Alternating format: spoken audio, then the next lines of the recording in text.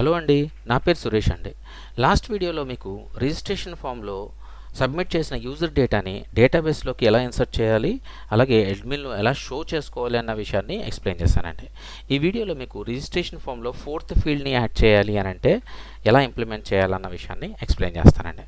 So ముందుగా మనం ఒక చిన్న ఇన్ఫర్మేషన్ షేర్ చేస్తానండి మీకు. మనం లాస్ట్ వీడియోలో రిజిస్టర్ అని ఒక ఫంక్షన్ రాసాం కదండి, దాంట్లో యూజర్ క్రియేషన్ ఫామ్ అనేది ఒకటి ఇంపోర్ట్ చేసుకున్నామండి. సో అది ఇంపోర్ట్ చేసుకోవడం వల్లే మనకి ఒక 3 ఫాల్ట్స్ డిఫాల్ట్గా అయితే వచ్చినాయి అనమాట. సో యాక్చువల్లీ దీంట్లో కేవలం 3 ఫీల్డ్స్ మాత్రమే డిఫాల్ట్గా ఉంటాయి అనమాట. ఫోర్త్ ఫీల్డ్ కావాలి అంటే మనం కస్టమైజ్ చేసుకోవాలండి. సో అది ఎలా చేసుకోవాలి అన్న విషయాన్ని చెప్తానండి. సో ఇక్కడ ఏంటంటే మనం ఈ 3 ఫీల్డ్స్తో పాటు 4వ ఫీల్డ్ కావాలి కాబట్టి యూజర్ క్రియేషన్ ఫామ్ని ఇన్హెరిట్ చేయాలన్నమాట. సో ఇన్హెరిట్ అంటే ఇది ఒక ఆబ్జెక్ట్ ఓరియంటెడ్ ప్రోగ్రాంలో ఒక కాన్సెప్ట్ అండి. ఓకే, సో మీకు తెలుసుంటే ఏ ప్రాబ్లం లేదు. ఒకవేళ తెలియకపోతే నా ఛానల్లో ఆబ్జెక్ట్ ఓరియంటెడ్ ప్రోగ్రామ్ అనే ఒక ప్లేలిస్ట్ ఉండండి, అది వాచ్ చేయండి. సో మీకు ఈజీగా తెలిసిపోతుంది. ఓకే, సో ఇక మనం కాన్సెప్ట్లోకి వస్తే ఈ యూజర్ క్రియేషన్ ఫామ్ని ఇన్హెరిట్ చేసి ఫోర్త్ ఫీల్డ్ని క్రియేట్ చేయాలంటే, సో అది క్రియేట్ చేయాలంటే మనం ఒక ఫైల్ క్రియేట్ చేసుకోవాలి. ఏదో ఒక ఫైలు ఏ నేమ్తో అయినా పర్వాలేదు. ఓకే, అయితే నేను ఇక్కడ యూజర్ ఫామ్ అనేది పెడుతున్నాను. అది ఎక్కడ క్రియేట్ చేయాలంటే views.py, urls.py ఎక్కడైతే ఉన్నాయో అక్కడే క్రియేట్ చేయాలండి. ఓకే, సో ఒకటి క్రియేట్ చేస్తున్నానండి, యూజర్స్ ఫామ్ .py.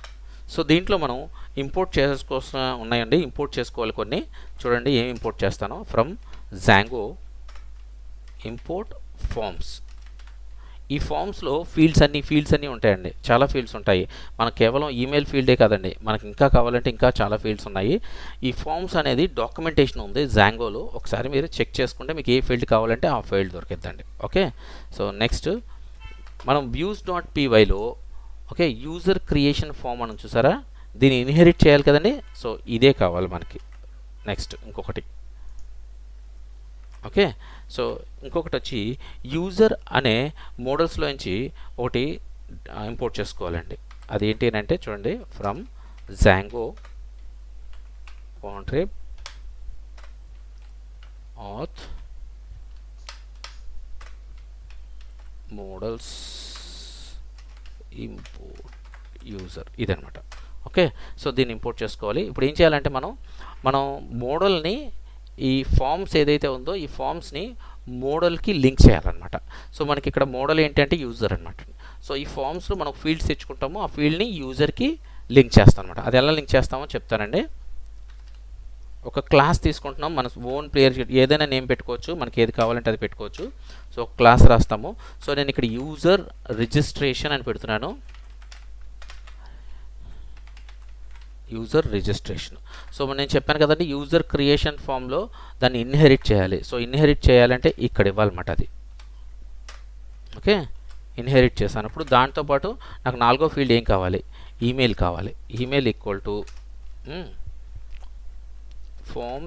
ఫామ్స్లో ఉన్నాయని చెప్పాను కదండి మీకు ఫీల్డ్స్. సో అందులో ఈమెయిల్ ఫీల్డ్ ఉంటుందండి, అదిగోండి ఈమెయిల్ ఫీల్డ్. ఈ ఫీల్డ్ని మనం తెచ్చుకోవాలి. సో తెచ్చుకున్న తర్వాత దీనికి ఒక సబ్ క్లాస్ రాయాలి. సబ్ క్లాస్ వచ్చి క్లాస్ మెటా. సో ఆల్వేస్ ఈ నేమ్తోనే ఉండాలండి, క్లాస్ మెటా అని ఉండాలి. ఓకే, సో దీంట్లో మనం మోడల్ అని ఇచ్చి ఈక్వల్ టు ఆ యూజర్ ఏదైతే ఉందో ఆ యూజర్ని ఇవ్వాలన్నమాట అండి. దాని నెక్స్ట్ లైన్లో ఫీల్డ్స్ అని ఒకటి ఇచ్చి, ఓకే, సో ఫీల్డ్స్ ఏవైతే మనకు కావాలో ఆ ఫీల్డ్స్ అన్నీ ఒక స్క్వేర్ బ్రాకెట్లో లిస్ట్లో ఇవ్వాలన్నమాట అండి. ఓకే, సో మనకు కావాల్సింది యూజర్ నేమ్ ఒకటి కావాలి, నెక్స్ట్ ఈమెయిల్ కావాలి, సింగిల్ కోట్స్లో పెట్టాలి ఈమెయిల్. ఓకే, సో డిఫాల్ట్గా యూజర్ నేమ్ అనే ఉంటుందండి. సో పాస్వర్డ్ కూడా పాస్వర్డ్ 1 అనే ఉంటుంది, మనం నేమ్ మార్చకూడదు.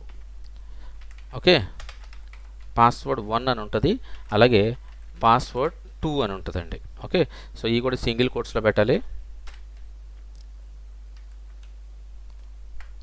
సో ఇలా లిస్ట్ ప్రిపేర్ చేసుకోవాలన్నమాట. ఓకే, సో ఇప్పుడు ఇక్కడ వరకు మనకి కస్టమైజ్గా కోడ్ రాసేసాం.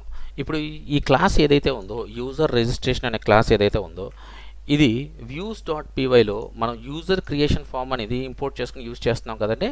సో దాని బదులు మనం ఆ యూజర్ ఫామ్లో నుంచి ఆ యూజర్ రిజిస్ట్రేషన్ ఇంపోర్ట్ చేసుకుని దాన్ని రీప్లేస్ చేసుకోవాలన్నమాట అండి. సో ఎలా చేసుకోవాలి అంటే from dot okay user form import class name వచ్చి యూజర్ రిజిస్ట్రేషన్ రైట్.